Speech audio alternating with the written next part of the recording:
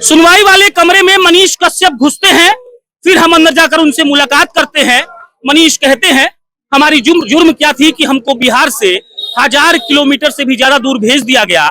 हमने आखिर कौन सा देशद्रोह वाला काम कर दिया था कि हमारे ऊपर रहम नहीं की गई। और उसके बाद हम जहां खड़े हैं उसका बोर्ड यहां आप ऊपर देख सकते हैं, सिविल कोर्ट पटना, जहां पर भीतर मनीष कश्यप की सुनवाई हो रही है और बाहर कई लोग ऐसे हैं जो ये सुनना चाहते हैं कि मनीष कश्यप को उस जो भी उनका केस था उसमें बेल मिल जाए। और इसके अलावा वो तमाम बातें हो रही हैं जो बातें कम से कम एक नॉर्मल जो अपराधी होता है या कन्विक्ट होता है जिस पर ट्रायल चलता है उसके लिए तो नहीं होगी। आप एक बार दिखा दीजिए इस भीड़ को। ये भीड़ उन पत्रकारों की है, उन लोगों की है जो यहाँ पर आकर मनीष कश्यप के लिए जिंदाबाद कह रहे हैं। वो बस ये सुनना चाहते हैं कि मनीष कश्यप को इस पर्टिकुलर केस में रिहाई मिल जाए। और कल बेतिया में क्या हुआ था ये सब लोगों ने देखा था। मनीष कश्यप बेतिया स्टेशन पर उतरते हैं, फूलों से बारिश होती है और मनीष कश्यप का स्वागत ऐसे होता है मानो उनके मसीहा आ गए। मनीष कश्यप जब कोर्ट में जाते हैं तो कहा गया कि पुलिस वाले लोगों को संभाल नहीं पा रहे थे। मनीष कश्यप जब कोर्ट से बाहर निकलते हैं तब भी कहा गया कि पुलिस वाले उनको संभाल नहीं पाए। और आज पटना के सिविल कोर्ट में जब मनीष कश्यप पेश हो रहे हैं तब आप देख लीजिए कि नजारा क्या है। हम बात करेंगे विपुल चौबे से। विपुल चौबे गोपालगंज से आए हैं, मनीष कश्यप के एक तरीके से समर्थक कह लीजिए या उस लड़के का समर्थक जिनको कई लोगों ने इग्नोर किया। अंदर सुनवाई चल रही है, क्या होगा? एकदम जीत होगा। मनीष कश्यप को फर्जी फंसाया गया है ये तो पूरा बिहार जानता है। और जिस प्रकार से मनीष कश्यप पे एनएसए लगा करके उसको 2500 किलोमीटर से ज्यादा दूर रखा गया है तो ये शर्मनाक है बिहार के सरकार के लिए, हम लोगों के लिए भी। हम लोगों को शर्म आ रहा है कि हम लोग ऐसी सरकार को बनाए हैं।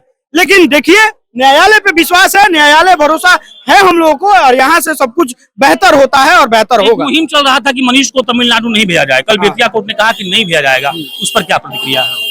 बिल्कुल, हम जहां तक खबर आ रहा है कि मनीष कश्यप अब तमिलनाडु ना जाके बेतिया ही रहेंगे क्योंकि वहां के सारे केसों में इनका जमानत हो चुका है।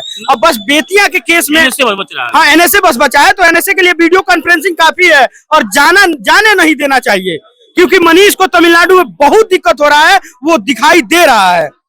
लड़का देखिए वजन कितना कम हो गया, 11 किलो बोल रहे थे। बिल्कुल, और ये दुख की बात है कि एक फौजी का लड़का जो बिहार को ब्रांड बिहार बनाना चाह रहा था, बिहार को बेहतर बिहार की परिकल्पना दिखा रहा था, उस लड़के को एनएसए लगा करके आतंकवादी बना करके उसको 2500 किलोमीटर दूर भेज दिया गया। ये बिहार की सरकारों के लिए लानत है। ये बिहार के जितने युवा है जो मनीष का विरोध कर रहे हैं उन सभी के मुंह पे करारा तमाचा है कि मनीष का विरोध ये लोग करना बंद कर दे। लोग बोल रहे हैं कि मनीष नेता बन गया, इतना लोग आ रहा है, जिंदाबाद हो रहा है, फूल फेंक रहा है। देखिए ये निश्चित तौर पे मनीष भावी सांसद है बेतिया के, क्योंकि ये मनीष का पूरा हासिल है कि आज इतने लड़के, और ये भारतीय इतिहास में पहली बार हुआ है कि किसी 30 साल के लड़के के लिए कोर्ट में लोग आ करके खड़ा हो रहा है, मनीष को देखने के लिए तरस रहा है। एक बार और हुआ था बागेश्वर बाबा जब आए थे। तो ये लोग बिहार के लिए एक भविष्य है, बेहतर भविष्य है। और वो जो कह रहे हैं कि आतंकवादी है, देशद्रोही है, आप जाइए ना लालू यादव जी के बेटा से पूछिए, उनसे जाकर पूछिए कि कौन गलती कर दिया है।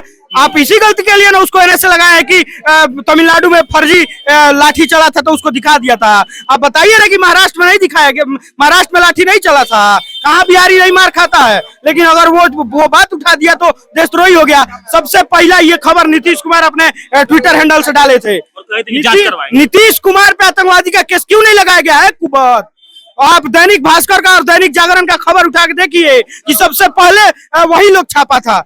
लेकिन है तेजस्वी यादव को औकात की जाके उन लोगों पे एनएसए लगा दे, लेकिन उनको लगा कि इस युवा से हमारे कुर्सी पे खतरा है, ये युवा हमारे कुर्सी पे खतरा हो गया है तो इसलिए इस पे एनएसए लगा के तमिलनाडु भेज दिया गया। ये एकदम गलत है। एक बात मनीष का वो छवि है जो किसी स्कूल में जाकर कंप्यूटर बांटता है, किसी की बहन की बेटी में पैसा देता है, और एक छवि जो कह रहे हैं कि अरे तो लफुआ लौंडा है, इसको हटाओ यहाँ से। जो कह रहा है ना कि लफुआ लफेड़ा है उसको हटाओ यहाँ से, और जो कह रहा है आतंकवादी है ना उसके खून में दोष है। आप देखिए उठा करके कि उसका दादा फौज में रहा है, उसका बाप फौज में रहा है, और वो जब जेल से बाहर आया है तो इंडियन इंडिपेंडेंस का तिरंगा पहन करके आया है और माथे पे फौज का टोपी पहन के आया है। उसको कहने में लाज नहीं लग रहा है इन लोगों को। ये 2-4 लोग वैसे ही हैं जिसका रोजी रोटी मनीष के विरोध करने से चलता है, वही लोग विरोध कर रहा है। नहीं करेगा तो कहां से कमाएगा, कहां से खाएगा? यही दिक्कत है इन लोगों के साथ। चलिए, मनीष का निकलना, मनीष का जेल के भीतर रहना, ये दो अलग अलग बातें हैं। मुख्य बात यह है कि मनीष अगर है तो तो उसकी मौजूदगी साबित हो रही है, भीड़ साबित कर रही है। आकर किसी के लिए कहना कि ये हमारे भैया हैं, अपने आप में एक तरीके से किसी के लिए विशेषण है, और ये विशेषण बहुत कमों को हासिल होता है। बाकी मेरा नाम प्रशांत राय है, आप जनता जंक्शन देख रहे थे, बहुत बहुत धन्यवाद।